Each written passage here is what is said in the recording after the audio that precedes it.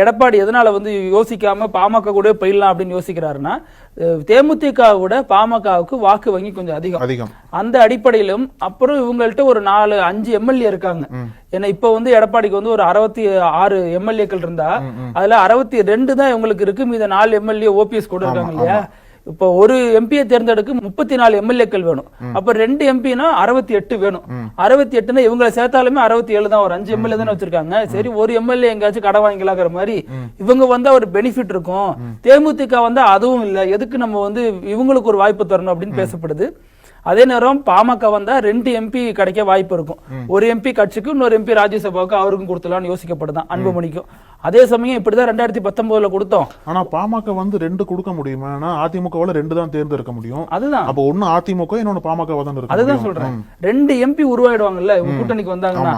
அப்படி இல்லைன்னா ஒரு எம்பி தான் கொடுக்க முடியும், இன்னொரு எம்பி வாய்ப்பு இல்லாம போயிடும்.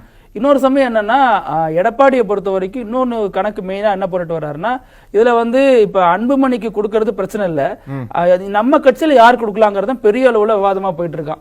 ஏன்னா ஒரு பக்கம் ஜெயக்குமார் தன் மகனுக்கு வேணுங்கிற மாதிரி கேட்டுட்டு வர்றாரா. இப்ப இந்த மாதிரி தொடர்ந்து போயிட்டு இருக்காங்க அதிமுக இல்லையா. அப்போ எடப்பாடியோட சாய்ஸா யார் இருக்காங்கன்னா, நடிகை விந்தியா இருக்கிறதா ரொம்ப காலமா தகவல் சொல்லப்பட்டு வருது.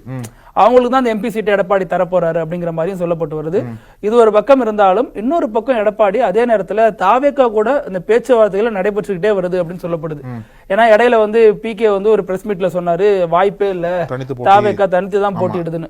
உடனே முந்தி அடிச்சுட்டு வந்து புசி ஆனந்த் ஒரு அறிக்கை வெளியிட்டாரு. தாவேக்காவோட அங்கீகரிக்கப்பட்ட ஊடக பேச்சாளர்கள் தவிர வேற யார் என்ன சொன்னாலும் நம்ப வேண்டாம் அப்படின்னு சொன்னாரு. அதன் பின்னணியில 2 பேருக்குமான கூட்டணி பேச்சுவார்த்தை இன்னும் நீடிச்சுட்டு தான் இருக்கு அப்படின்னு சொல்லப்படுது. ஏன்னா ஆதவ் கூட ஒரு வார்த்தை சொல்லியிருந்தாரு, வெறும் 40-45 எம்எல்ஏ சீட்டுக்கு யாருக்கோ உழைச்சி தரத்துக்கு நாங்க அங்க கட்சி நடத்தல அப்படின்னு சொல்லியிருந்தாரு இல்லையா. இதெல்லாம் எடப்பாடியை பதட்டப்படுத்தினாலும் இதோட பின்னணிங்கிறது இப்ப மறுபடியும் பேசப்பட்டு வருதான்.